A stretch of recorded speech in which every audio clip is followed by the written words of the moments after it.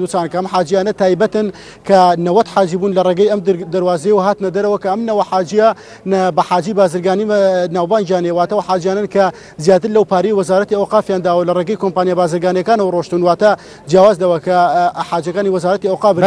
وحاجه دشنوني هرش كواتا برياره دمجمير اما جواز لو 3000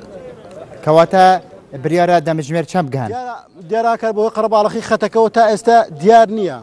تا استديانيه كاجمير چن لوي فروكك هذا سيتو دغرتو بوريمي كردستان هر كاتي لوي هستا دوای 2 ساعات و 20 خلق لولاتي سعوديه ودغات شاري هوليرو لفروك خاني نيو دولتي هولي دادا بزن دمي اماشه بشتي كي ديكب كم ليستدا كا او حاجاني كروشنا ولاتي سعوديه كجماريان 3656 حاجبو 4 حاجان لي كوتشي دوای كرد وتوفات ياك وتنا حاجه كشتا استا ليكم روشي ججني قربان وديارني وزاره اوقاف روشونكاني قرتو تبر بودوزينه وبلانتا استا وحاجه لولاتي سعوديه ندوزراوته كرد وەکو خۆیان ئاماژەی پێ دەکەن ڕۆشتونەتە شوێنەکانی نەخۆشخانە و شوێنە گشتەکان تا ئێستا نەمردووە بەڵام نازان لەکوێدایە و بە دوایدا دەگەڕێن بیدۆزنەوە وا بڕیارەکە ئەم شەو یەکەم کاروانە بگاتەوە نێو فڕۆکەخانەی نێودەوڵەتی هەورێم کە 420 حاجی ئاکار بەڵێ هێرش لێ دوانە وەزارەتە ئەوقاف چە دەربارەی vê تەخیر بوونێ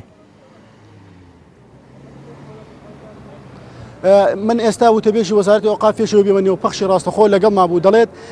هۆکارەکەی ئەوەیە کە قەرەباڵەخێکی زۆرەیە چونکە بڕیارە هەر ئەم 160 وڵات 160 فڕۆکە لە وڵاتی سعودی و هەڵبسێت و بگەڕێتەوە بۆ وڵاتە موسڵمانەکان و ئەو حاجیانەی لە وڵاتی مەکەن بگەڕێنەوە بۆ لە وڵاتی سعودیان بگەڕێنەوە بۆ وڵاتەکانی خۆیان واتە خەتی فڕۆکە زۆر قەرەباڵەخە وەکو ئاماژەی پێکرد لە ماوەی 3 خولێکدا فڕۆکەیەک گەڵ دەسێت و فڕۆکەیەک دەنیشێتەوە ئەمەش وای کردووە کە تا ئێستا نەتوانێت فڕۆکەکە حاجیانی هەرێمی کوردستان لە وڵاتی سعودی و بەڕێ بکەوێت بۆ هەرێمی کوردستان.